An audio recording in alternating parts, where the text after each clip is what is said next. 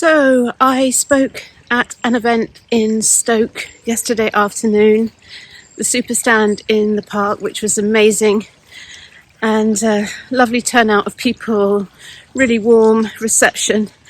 But if you've ever done a talk, you'll know that feeling of, I didn't say everything that I wanted to say, and the organiser sensed that, and she suggested that I go back on and speak some more, and I thought, no, the moment has passed. But I thought about it overnight and felt that I should just jump on and do a little video of what I would have said had I got back up on the stage, because I was conscious that I did not leave the audience with a particularly hopeful or optimistic message, and I do feel it's so important at this time that we focus on the light and the light at the end of the tunnel, and co-create the future that we do want, rather than fight against the future reality that is being forced upon us, that future reality of totalitarian state, vaccine passports, jabbing our children, complete digital world of no cash, everything tracked, everything controlled. Who wants to live in a world like that? And there are so many of us now making that stand for freedom, liberation, humanity, and our sovereign rights, and the restoration of our sovereign rights, because this system, this oppression, has been in existence for centuries now, but it's only truly revealing itself, the extent to which it has the grip, this mass hypnosis on people, and it's starting to become visible now, whereas before it was an invisible grip, an invisible program, and we were all in the program. Certainly I was in that program for many years, playing the game, very happily playing the game. So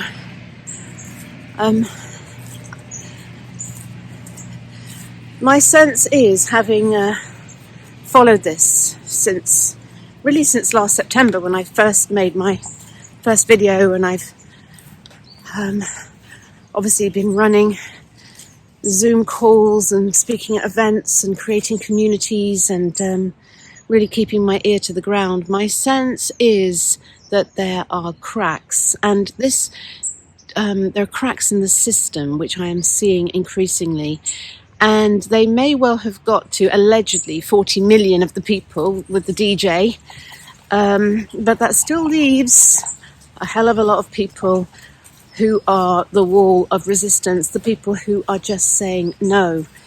And whilst the cabal, the 1% capitalist elite, who are clearly behind this program, the World Economic Forum and its strategic partners, and Klaus Schwab and Bill Gates and all the rest of them, that basically have sucked 90% of the world's wealth to them. They control all the assets, they're buying up all the land, all the resources, and their only slight little problem in that controlling the world is the masses uprising. And we all know from our history what happened in the French Revolution, when the masses rise up against the aristocracy or the corporatocracy, and it can get very messy. So whilst those psychopaths, sociopaths at the top of the tree may well be relentless, they are dependent upon the compliance of the efficient lieutenants to carry out the orders, right?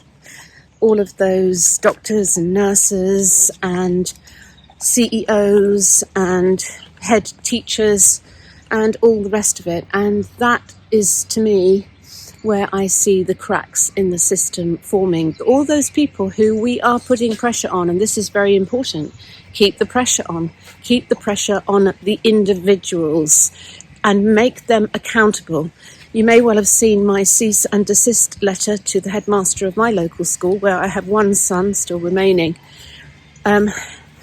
basically asking him, putting him on notice under common law, as is our right, to cease and desist with the jab program, and that if he pushes it through, then he will be accountable in a common law court of the people.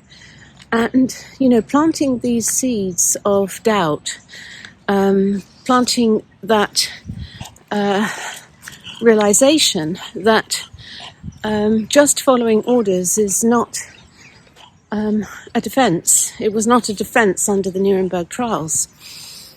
So these people who are being asked to carry out the plan, they are the ones who are liable, and making them liable is planting a seed of doubt. It's creating that, it's mirroring the fear back towards them of, oh my God, I am responsible for my actions, and if the children do die as a result of having the toxic jab, then it will be on my head and their blood will be on my hands, and I will be accountable.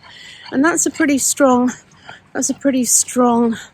burden for someone who is in a position of authority. So my sense is that increasingly, and we saw it with I think it's the JCVI, who refused to mandate the toxic jab for the kids, and good on them, because if I was the head of that council or a member of that council, I would not want to be the one with the blood on my hands.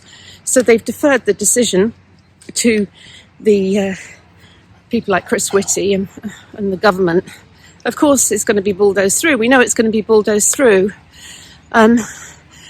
However, we still have that possibility of resistance, and unfortunately,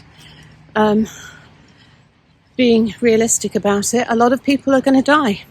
My sense is we're going to have another 6 months of difficult times, but by next spring we will see the collapse of the system in its totality.